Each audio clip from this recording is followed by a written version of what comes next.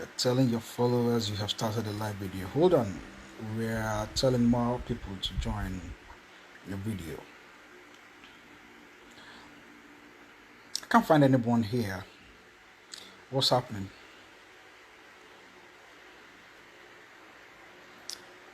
Wave at me if you're here.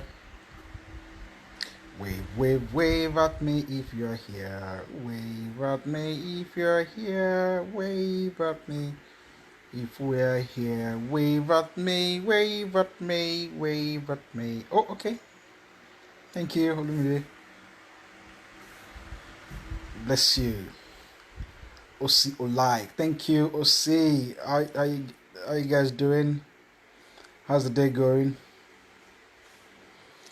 Great. Good to see you. Yeah. It looks like there are more people here, but Instagram is showing me just 2 of you. So we have to wait. Maybe next time I'll have to bring my music again. Maybe the music will make it more interesting. Oh, my head is too big. Maybe my face is not looking that interesting. Okay. Yeah. We wait. We wait. We wait. We wait. We wait. We wait. We wait. We wait. Where's Chimezie? Yeah, if you want to tell your friends that we're live, we are good to go. We are ready to go. Yeah. Who is here? I don't have my music here.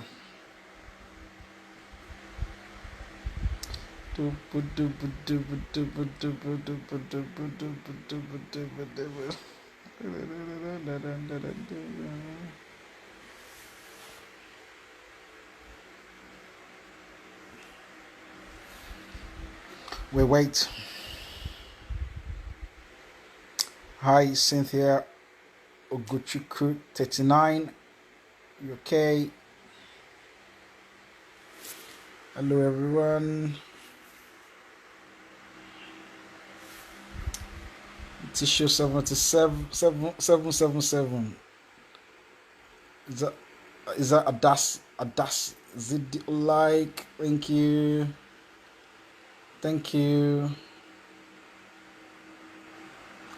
Tissue 77 sent a request to be in your live video. But bro, for what? It gets up to where you forget where you're at. No, Chimezie is here. Chimezie is around the corner. We see that. Exactly. Yeah, so I'll go right there, get into it, deep dive into it. Update doing your mom will me join. Thank you for joining. Yeah, a few people are joining. Not just goes for work. Yeah, let's go in there and get the like. Onwuzulike is coming live.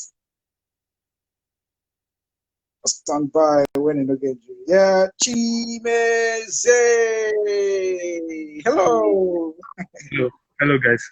How you doing? Very well, thank you. How are you guys? No bad, though. Good to see you. Yes, so I like the fact that whoever is organizing this went to bring you sharp, because your name comes up on every video. At least it's for the good now.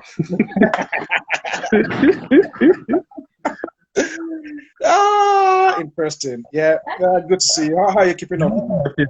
Don't mind me. I'm not starting set to the thing. You know what I mean? I know set time. I they hold my phone. So Okay. and I want to see my scatter hair. You want to make it be like you want to see like Odepii hair. Eh?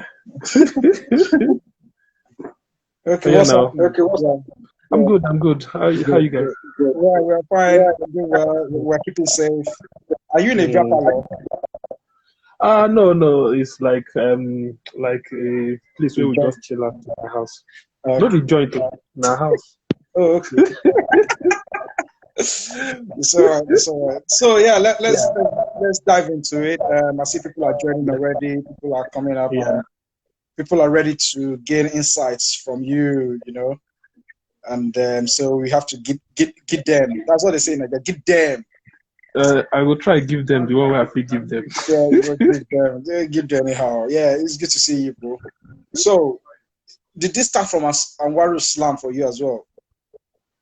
And Saruddin. Yeah. Which one's Awuro Slam? Sorry. Yeah. So did this start from Saruddin from you? Yeah. It started from Masaudin for me.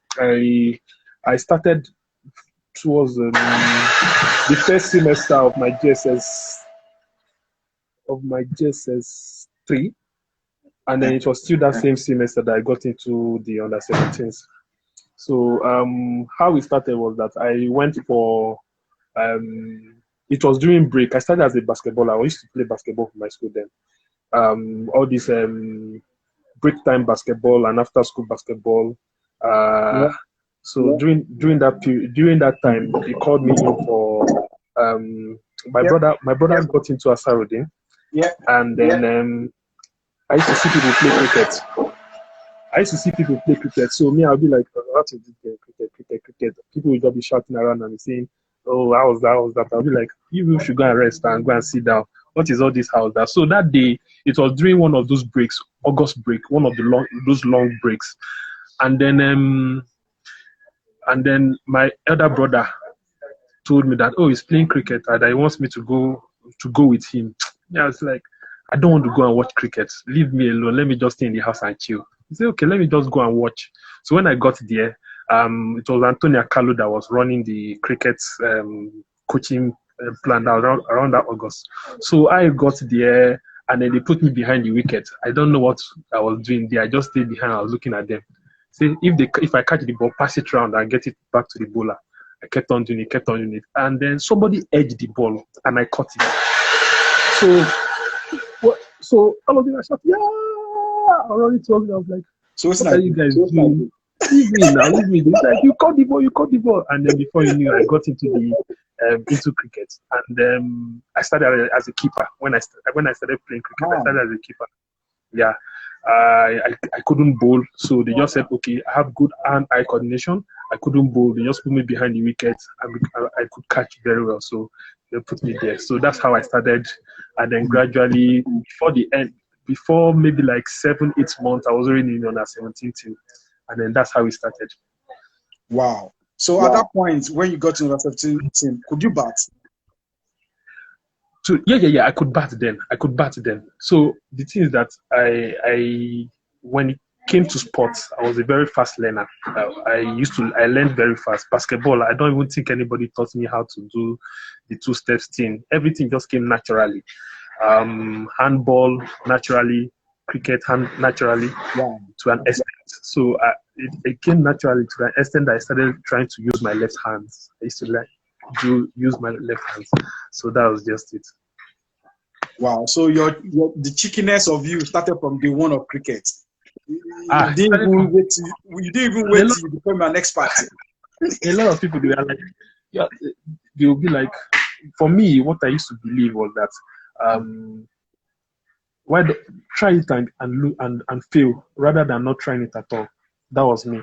It's better I try it and fail than me going back and saying, oh, why didn't I try this?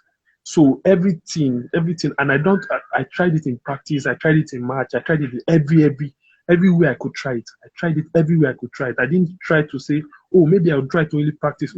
I tried to practice. I can remember one time when we went to UK and then we were playing against Guernsey. And then when we were bowling to them, I saw people, they were playing the reverse shot. And then I was like, what is hard in this reverse shot? I was like at the other end. And then our aim was to score 200 that day. So me, I was batting back. And then I just went to the reverse shot. And then everyone was our coach then. He was like, I could see from the boundary, I was in the crease, but I could see his agitation. He was like, "Oh, which kind of child is this?" And then, but the funny thing is that I tapped the ball, I edged the ball, it went into space. We ran 2 runs. But for the fact that he has not seen me play, he has not seen me do it, so he was very, very restless about it. And then we ended up scoring our 200 plus. We lost that game. It was a very close one. There was but at the end of the day, I was justified that it's better I try it and fail than not even trying it at all. That's the kind of person I am. So this is a quick question, right? And I see now I've started to see why people have been saying things about you, and I've started to see. But, so the question I have for you now is this, right? And it's also just for other people to learn is this: why don't you just try to play that shot in a training session, say 5 times or 3 times, then be comfortable, then come and try it on a match day, rather than trying it on a match day? So the thing is that even when I still practice in a training section, it's still not enough for some of the admin guys and the coaching crew. Yeah. You get, because at the end of the day, they tell you play the conventional proper cricket shots. I can remember me seeing a particular highlight of somebody turned around, did the reverse scoop, and scooped it all the way for 6. And the commentators was like, if this was 4 years ago or 10 years ago, they will criticize the shot. So I feel Nigeria, we are still in that level where we are still in the criticism. I think it was, yeah, you are like Kevin Peterson, KP. Is he your mentor? He's not my mentor. So when I was bowling, I used to go with this guy, this Sri Lankan guy, Chimezie Onwuzulike. No, Chimezie Onwuzulike. Okay. Chimezie Onwuzulike. So even in my bowling, the same batting is the same thing with bowling, the same thing with batting, even the same thing with fielding. That's the way I play. So I used to go with Chimezie Onwuzulike. You see Chimezie Onwuzulike, then, as far back as then, he bowls 4 in-swingers, and then the next ball is coming for an outswing. You get? The next ball is coming for an outswing. So you'll be like, so I was like, I kept on watching them, and then I see that there's really not much difference with the kind of way I play, because even then, the thing really worked for me. When I started playing cricket that way, it really worked for me. I remember I was one of the guys that, when I was in secondary school, I bowled constant slow balls as far back as secondary school. I would delay the ball as far back as secondary school. You get? I would come with a run up. Then I used to watch cricket. So, to be fair to you, right? This is life. We say cricket is life, and life throws different things at you, and you have to approach it differently. You have to approach it that way. So, Chimezie, again, this is not the style of my interview. You have taken my interview to another level. This question, now like 4th or 5th question for you, but you don't go meet my question for boundary. Anyway, so I would like to tackle it now. Right? So who, if you need to sit with a cricket legend, who would it be? Internationally, right? Yes.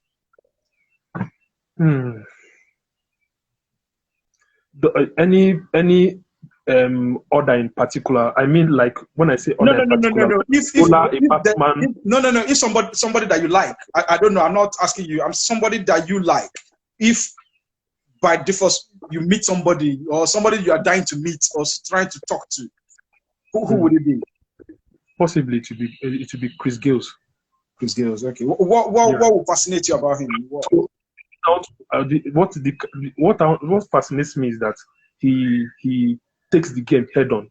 So he takes the game head on. He doesn't really, from the way I see him play, I feel that he doesn't really care what people say outside. He doesn't really care who the opposition is. He doesn't really care what people chip in here and there. From what I see him do, you get it, most of the time I would align with some of one or two of the West Indies, but most likely it's going to be Chris Gayle because I started watching him at a very when I was very young. Because I started watching him when batting as a very young age. Okay, so you like him to pass you a message about your batting, kind of a thing. Yeah. Cool. So now let's go back to our top 11. I've seen you on here many, many times, and you know what we're doing here.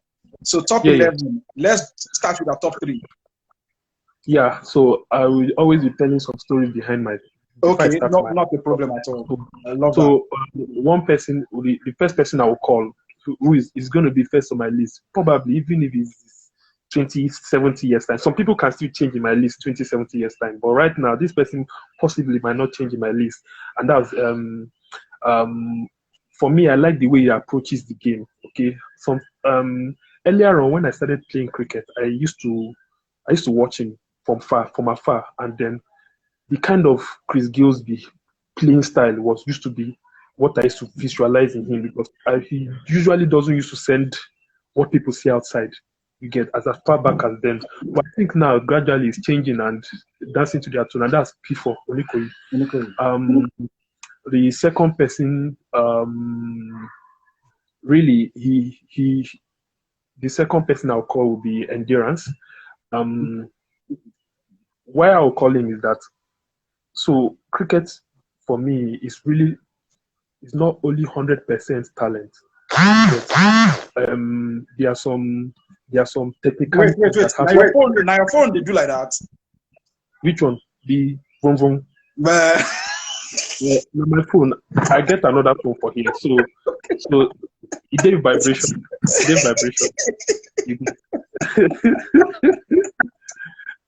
So it's the vibration. Yeah, you're talking about endurance and not about. Why I was called him is that there's a way even if a team is messing up, there's a way he like tries to bring the team together.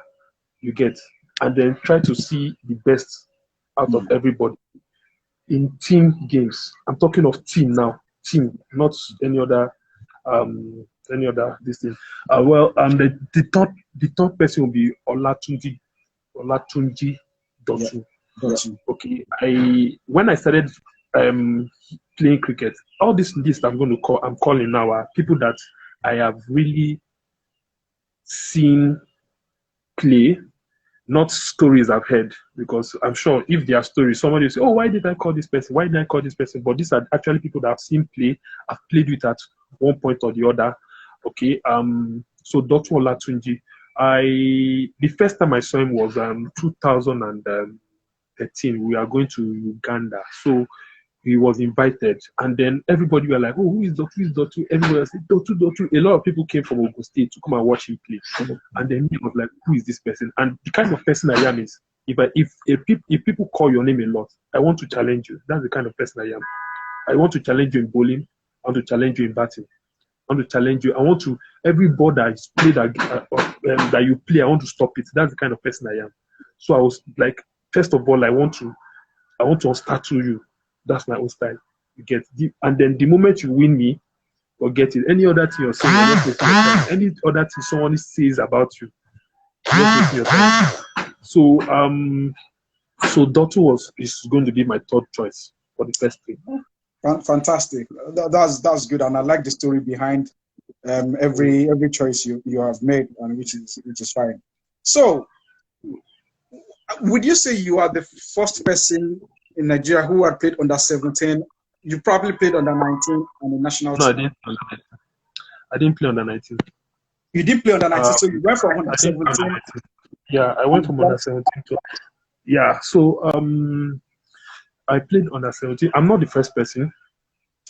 Yeah, of course. I'm not the first person. Jide played under 17 with me. Jide. Awolowo played under 17. No, Awolowo didn't play. Jide played under 17 with me. And he played under 19 and played under the national team. And then national team. Yeah, but during my so under 19. Why did you play under 19? That's what I'm going to say. During my under 19 time, that was when a lot of people did not understand me. You get? That's when people will be like, "What's this guy doing? What's this guy doing?" I was a good player. I played very well. I did everything right. And then,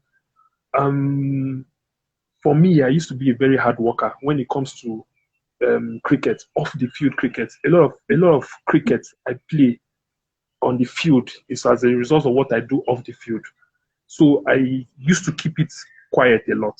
What I do off the field, I used to keep it quiet a lot.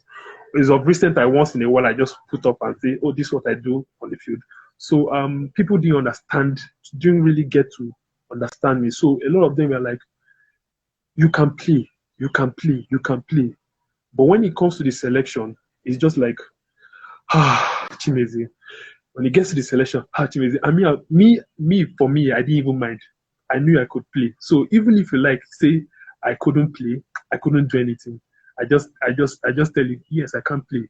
Go with your I can play. When I get to the field of play, I'll make sure that I win that game if possible. I win the game. Or I'll do something that you guys will know that, oh no, had it been this guy was not there, it will have been an easy win. Yeah. But if not, this guy will So have. there is a question. There is a question from B Akinyemi, and that was something I was going to ask you as well. But before I ask his question, the question is this, right? Yeah.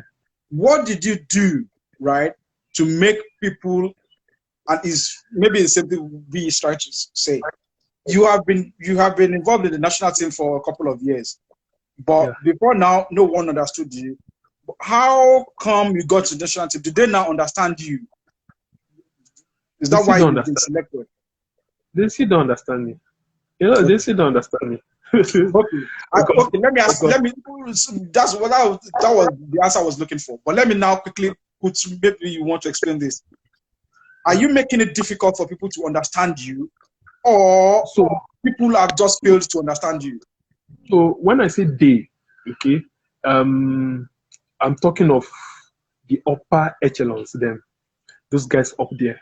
So the guys down that actually have close relationship with me, they get me. Okay, so I'm somebody that if I see something that is wrong, I tell you immediately. I don't chew my words. I don't chew my words because at the end of the day, when I go home, and then I'm somebody that if you ask me right now, you ask me, how far do you have any regrets in life? I tell you no, I don't have any. Because as it is hot, I tell you, that's me. I don't wait for it to see and then go back and start sleeping and rolling on my bed and say, "Oh, why didn't I tell this guy this? Why didn't I tell this guy this? He will have understood me better." No, I don't wait for that. I don't wait for that. I just go immediately, tell you this is wrong. So I'll give you an example. When I was still the captain of Nigeria cricket, I during the time that one of us was dropped, there were some conspiracies and then some things that were not right. That the one that was hosted in Nigeria, and then one of us was dropped, and they brought in someone to replace the person.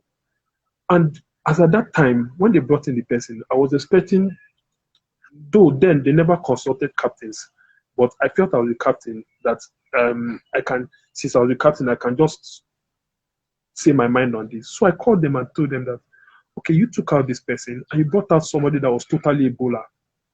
Why is it?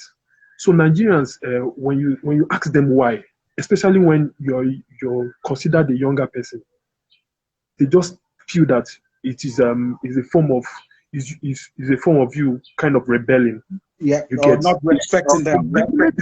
There's nothing bad in why. I'm coaching right now, and I've met people that have asked me why. And then the moment you ask me why, I sit you down and explain things to you. If you don't get it, I will keep trying to explain it. And there are sometimes that it gets to a stage that I know that they cannot understand it until they see it practical. Yeah.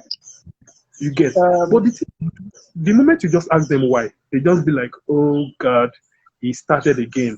And then, but me, I will not stop because the moment I still saying, the moment if you're telling me, "Oh God, he started again," then that means tomorrow I just go back and say, "Oh, I'm regretting why I didn't say this," and I sleep over it. No, that's the kind of person I am. So back to that question, they've still not understood me. A few people have understood me.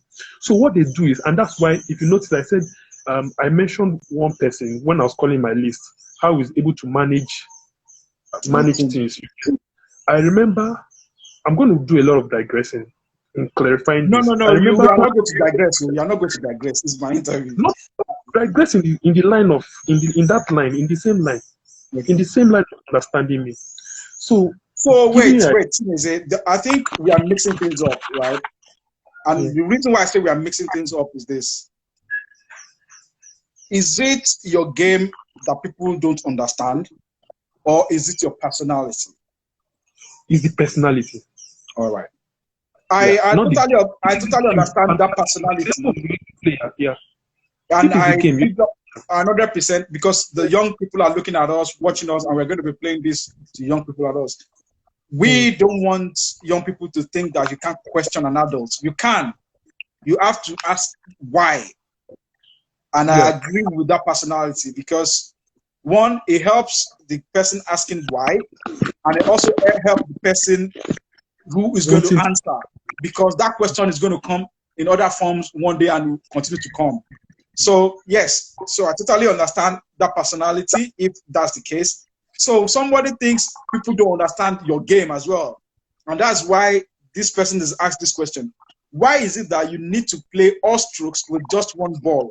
Or why is it that you want to do so many things with just one ball? Well, it depends on how the guy is where the guy is coming from right now. So definitely, this can just be like a figure of speech. You cannot do one thing with 5 things with just one ball. I will consider this just a figure of speech. But the thing is that I've watched cricket. I still watch cricket. I've seen someone scoop a yoker backwards. I've seen someone scoop a yoker. Not even up till now, I still see it. Scoop a yoker, like a yoker digging, coming down. He goes back, scoops it back. His scoop came from a yoker. His scoops usually comes from yoker. Okay, I've seen someone flick a ball, flick a yoker down to mid wicket. I've seen someone, they bowled a yoker, he took a couple of steps back, opened up the face of his bat, and took it down to third man. So if they can do it, what stops us from doing it? So I just pushed the question back to him. Yeah. So I totally understand what you're trying to do, right? What you're trying to do is push boundaries, and you're trying to encourage people. You're trying to encourage people to push boundaries. Why must you do the backlift and play? You know how we're taught. If I don't know if you've trained with Okong before, you know all those basics. So as someone that have really have been coaching, okay, I started. First of all, I'm not saying you should just start from one and then start doing all those things. You should have gotten a particular footing in cricket. You'll have gotten some particular basics in cricket. Okay. For me, I cannot give you a timeline of doing this, but before I started trying to improvise, you get, I found out that in my level of cricket, if I still keep playing at my level, still keep doing my conventional cricket, a lot of people that I know that did conventional cricket, they are nowhere. They are nowhere right now. Like conventional cricket, elbow, this thing. Go and look at every successful Nigerian cricketer. Somebody will be laughing. Oh, Shego doesn't have a footwork. Shego Onwuzulike doesn't have a footwork. Oh, endurance waits for the hoik. Oh, P4 waits for this one. Oh, Sheso just waits for the back foot square cut. Oh, this one. There's always one clause that someone will just bring and say, oh, this person. So if you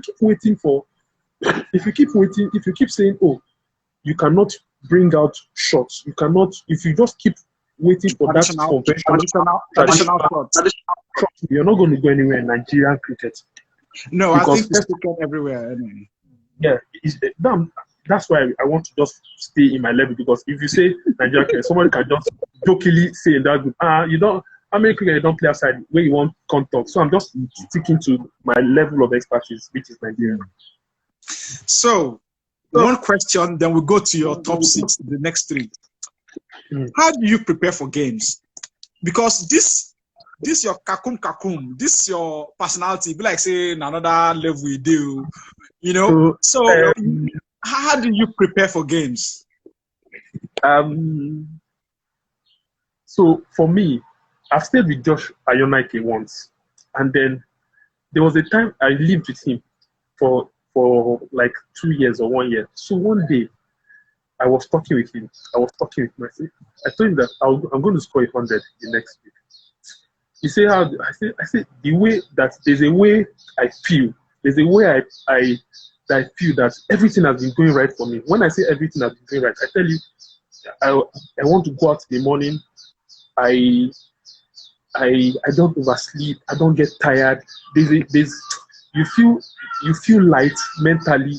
You feel alert also mentally. You don't feel weighed down.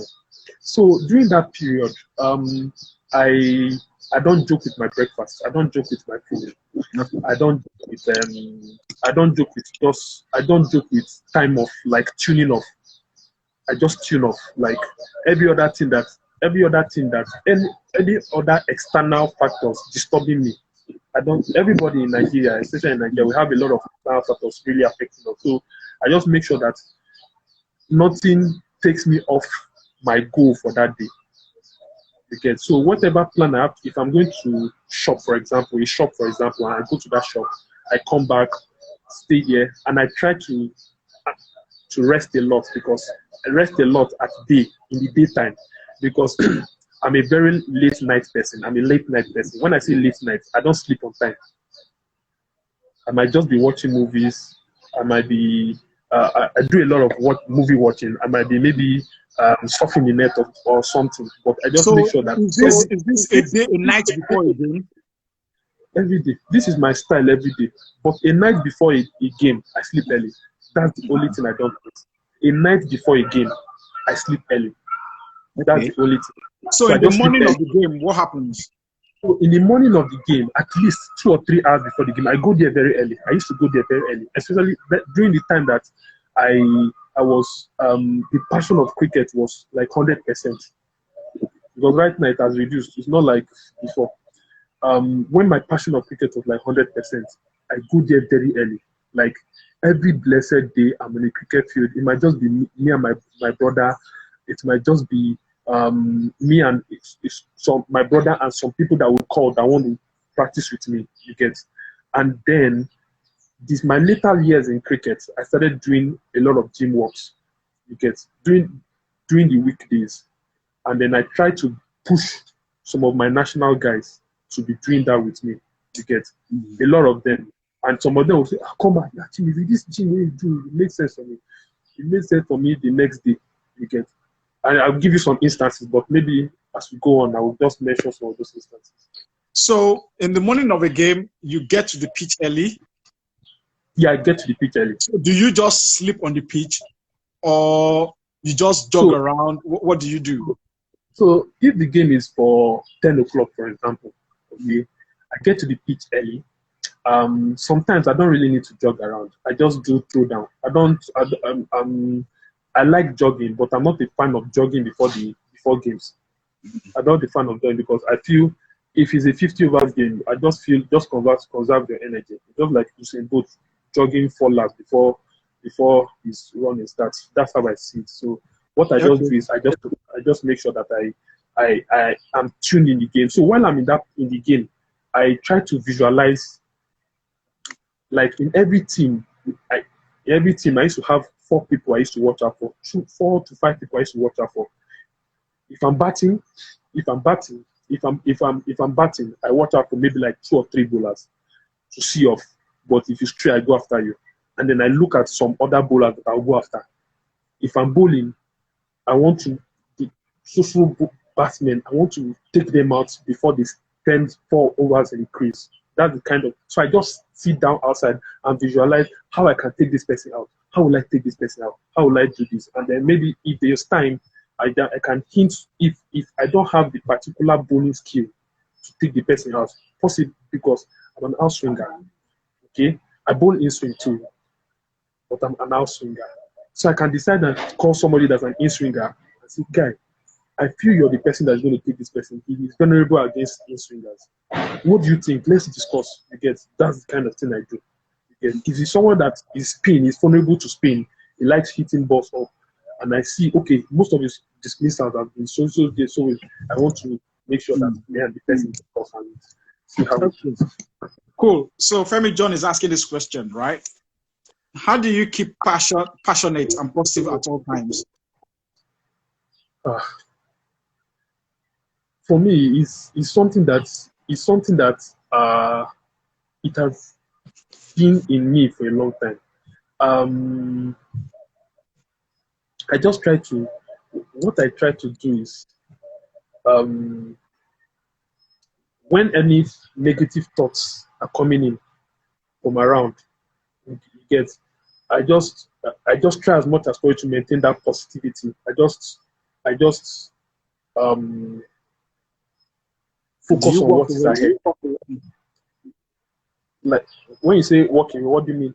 As in, what if there are negative thoughts? Do you just walk away so that you don't dwell? They are negative. I just focus ahead. I look at the ending.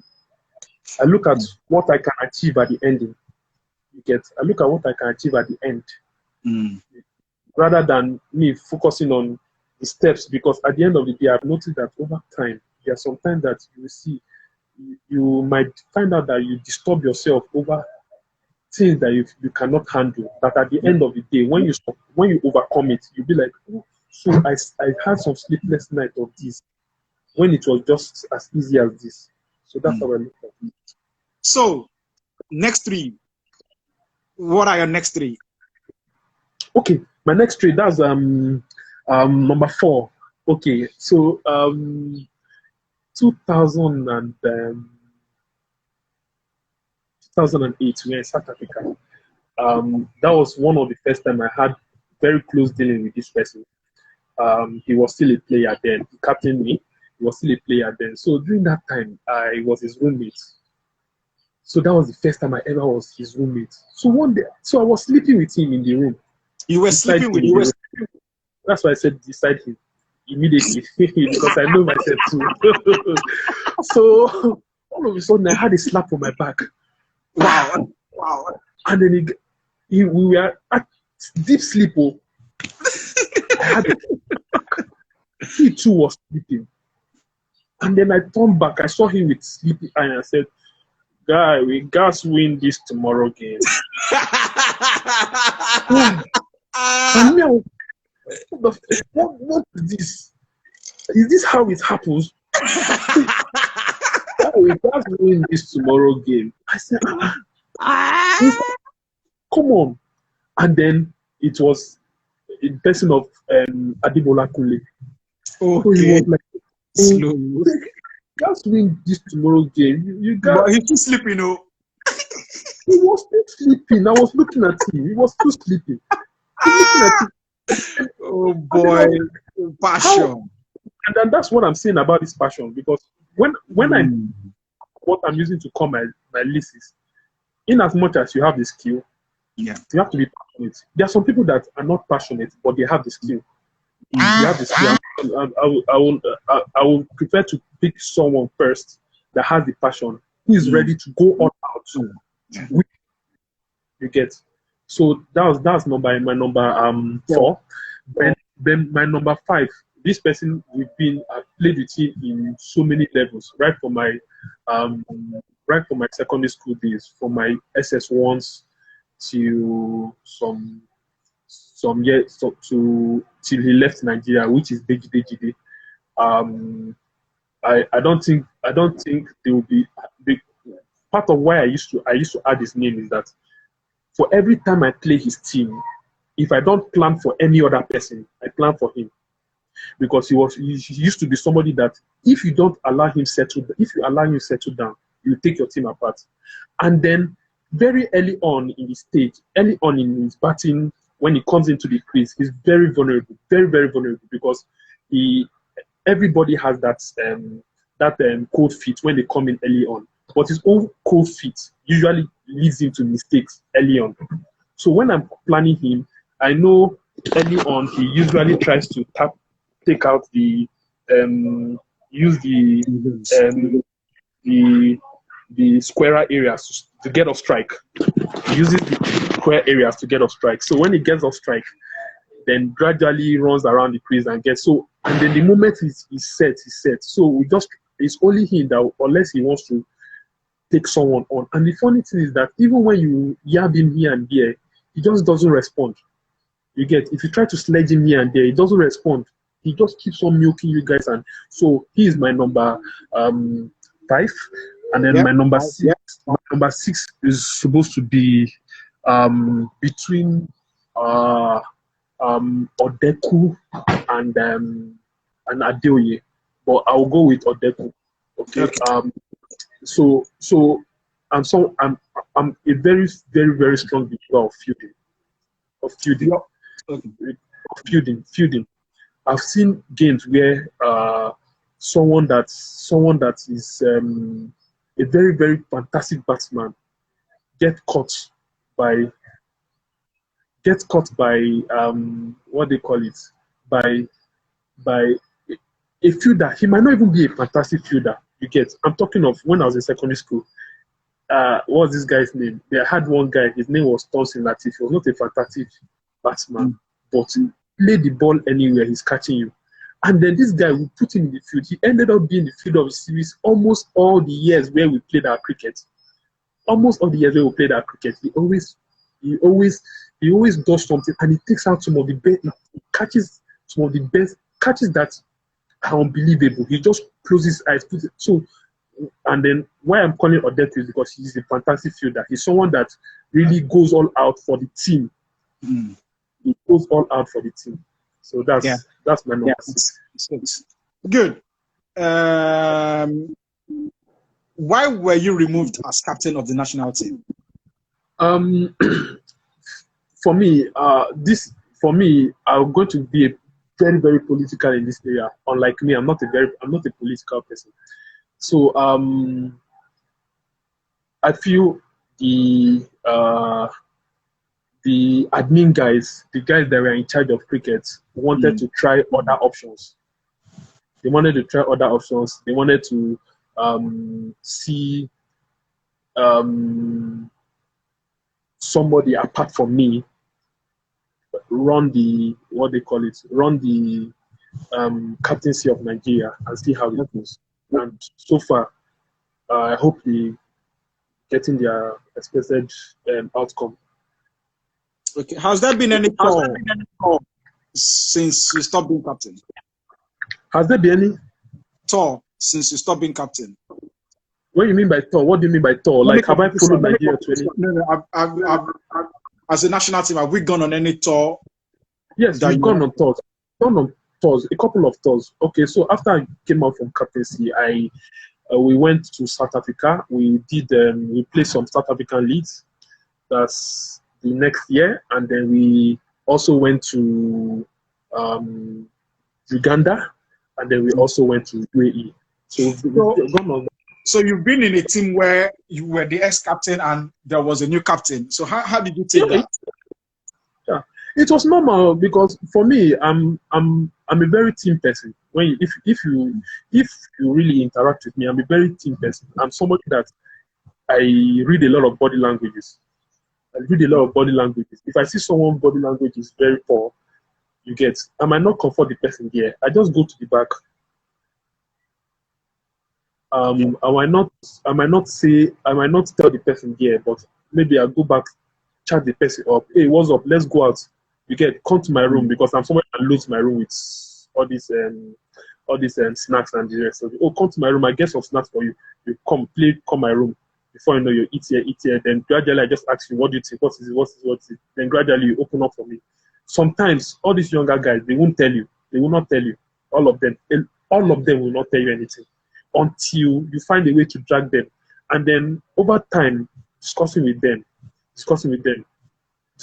discussing. Now they can just call me once in a while. Chimezie, I get this issue. You get, even up till now. But a lot of people in that our cricket circle, they don't know things like this happen.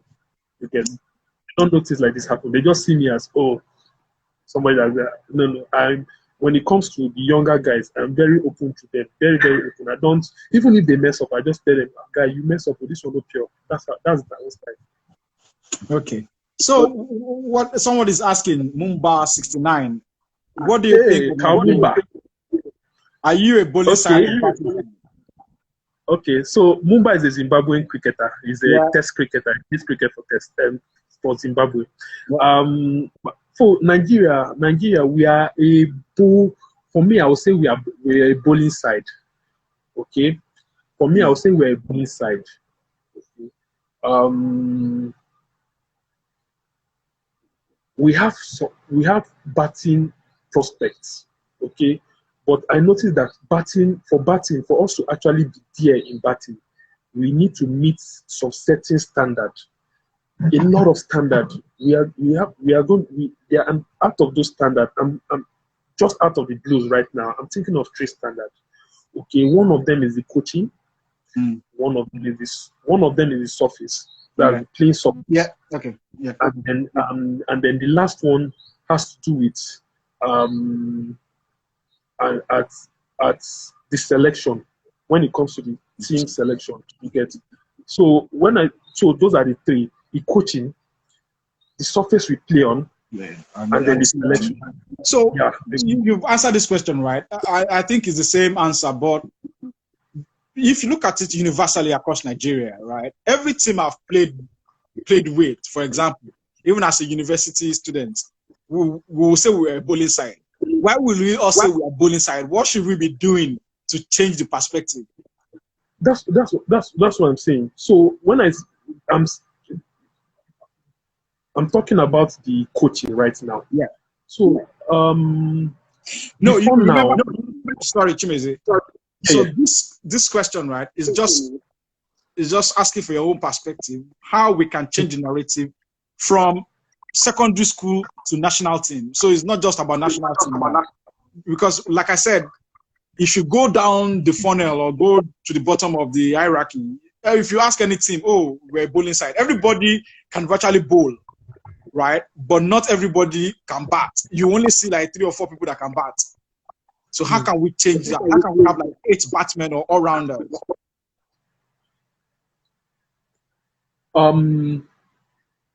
Just work on our coaching.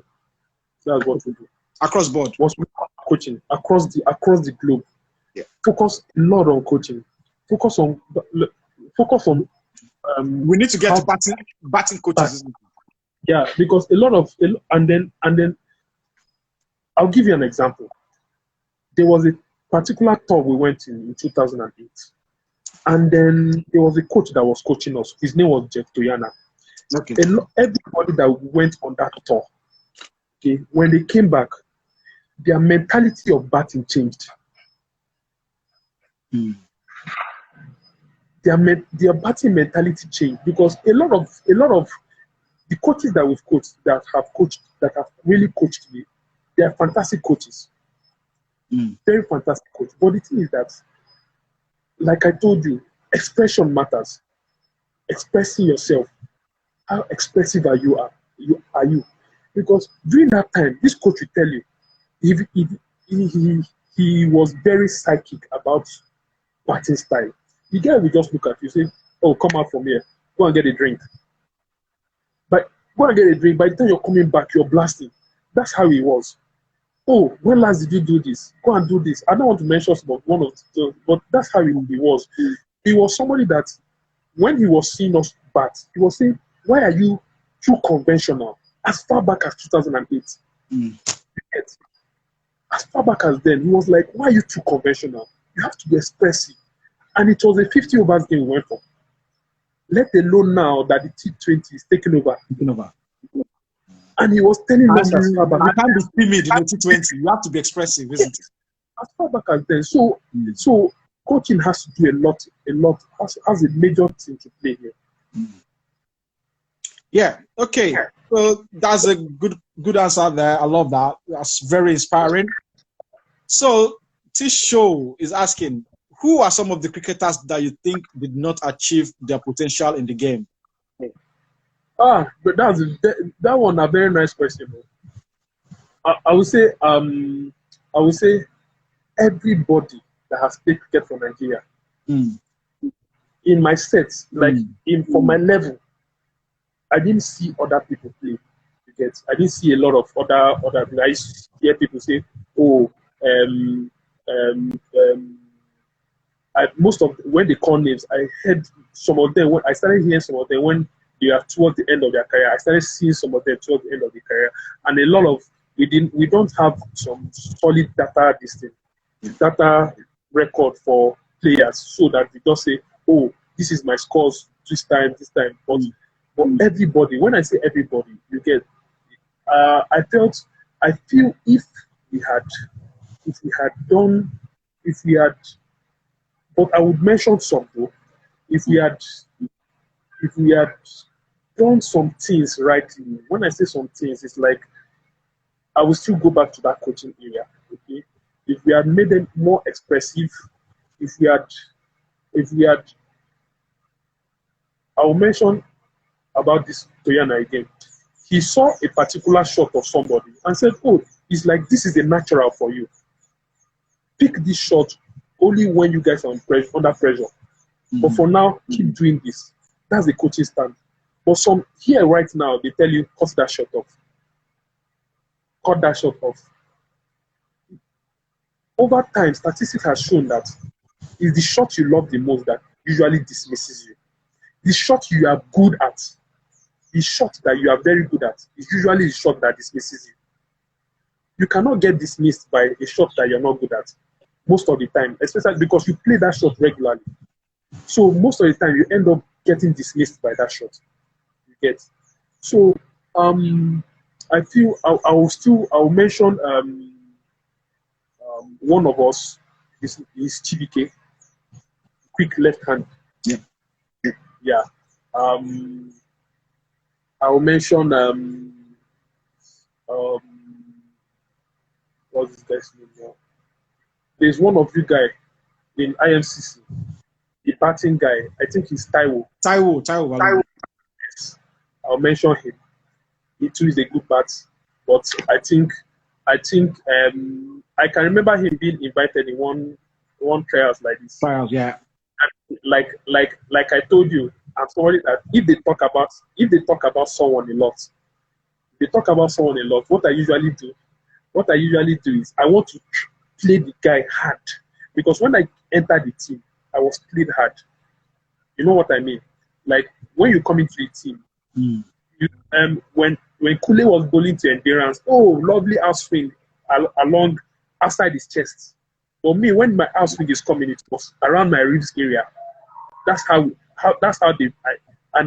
When I played and made the team, and then gradually I started getting accepted. So they started giving me some lovely outswing after my chest. But then, before then, it was hard. They were going after my head. My thumbs were actually paining me. And funny enough, I made the team as a bowler. But if I'm bowling, they're going all after me. There was no mercy. And then from going after me, I got wickets. So gradually, that's how. So those are some of the guys that I noticed that. So it's about IMCC, and that's why we're here. So I'm going to go back to questions around IMCC. So how did you come across IMCC? Okay, so before I used to play your Easter cricket. Yes, when I was in school. I remember the first one or second one. Yeah, I used to come for Easter cricket. But I started more when I was more in OAU. So we come down to UI, and then play with guys. And then Aki used to be someone that he did some diploma in UI. So every once in a while he would say, "Oh, UI." In as much as it was a gift, they would say, UI this. Sometimes we used to say, your leaders, they fade small. Like say you're the UI person and the rest of it. So I got to know about IMCC from those Easter cricket, and then every Easter, we used to look up to that because those are opportunities where a lot of us will come and play cricket off pressure, like take pressure out. You get, but when you play cricket off pressure, it doesn't mean that you still win. Because when you win, your gist outside the cricket is used to be interesting. It's not when you gist, it used to make more sense. It used to be interesting. Yeah. So that was. So who are your 3 favorite players for IMCC? Okay, Now, don't mention Aki Ajayi. So Aki Ajayi is out of it. Yeah. That's using style and mention his later. So I'll call Taiwo. Taiwo Balogun, okay. Definitely, I will call his name. Taiwo. I will call what's this guy's name? Olumide. Yeah. Then I'll call AJ Boris. AJ Boris is going to be the first name though. So AJ Boris is the first name though. Then Olumide, Taiwo, AJ Boris. Yeah, now that you mentioned Odumide, so I'm going to drop some few news here. Unfortunately, he lost his dad yesterday. So let's make sure you pray for him, include him in your prayers. Right. Lovely chap. Yeah, so that's interesting. So have you played against IMCC before? Yes, I played against IMCC. Where and when? I can't remember the year, but I think then I was still in Pioneers Cricket Club. I was still in Pioneers. We played against IMCC. Okon was playing for IMCC that year. Yeah. So during that time, I remember Okon took the ball, and then AJ Boris was saying, "Mid wicket, mid wicket, mid wicket." Okon said, "No, I will spin this ball like this." I just kept quiet. AJ Boris was telling, I don't think Okon has really seen me pass there. So he was like, mid wicket, mid wicket. The first, as I was batting, I was very happy that they opened the mid wicket. So the first ball Okon put, because you are saying mid wicket, so any reasonable bowler will bowl the ball outside you will not bowl it on your leg line. Yeah. I dragged it from outside off to mid wicket. 4 runs. And then the guy was like, okay, only they passing. I said, UK Paul, I told you they need to get. Like, Coco said, you will make mistake. The next ball, same thing, from outside there, I dragged it down to mid wicket. Because this was, for me, then, as far back as then, it was 3 runs to me. I dragged it outside. I didn't connect it well, but it was going for 4 because he was bowling it well, difficult to play, but it's a natural for me. So I dragged it from outside off down to mid wicket 3 times. And then the guy was like, Total, let's put somebody there. And then the moment he put somebody there, I then compose myself. So, but then I've already gotten 12 runs. Yeah. So that was I can't remember the year. But was Adao telling him to put somebody in mid wicket? He was telling the person that he should put the person at mid wicket. No, he should put a fielder at mid wicket. Exactly. So no UK found professional field.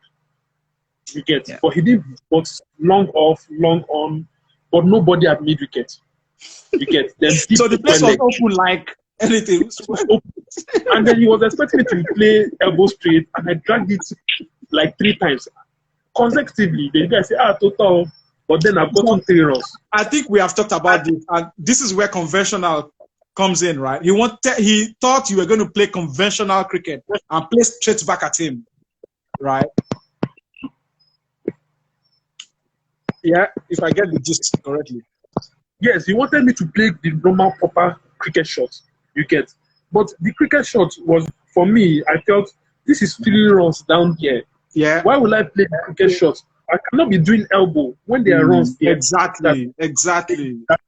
He's giving me something to go under. I had something to actually go under. If it was full up to me, I would have given it back. Okay? Or wait for it and he was giving you space as well. Yeah. He was giving me and giving me half volley for me to loft with that elbow. But when I lofted down the line and that's it.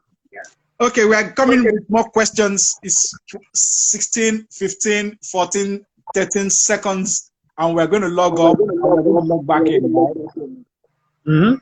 So please don't go away. Come back to us, guys. It's interesting. I love this gist.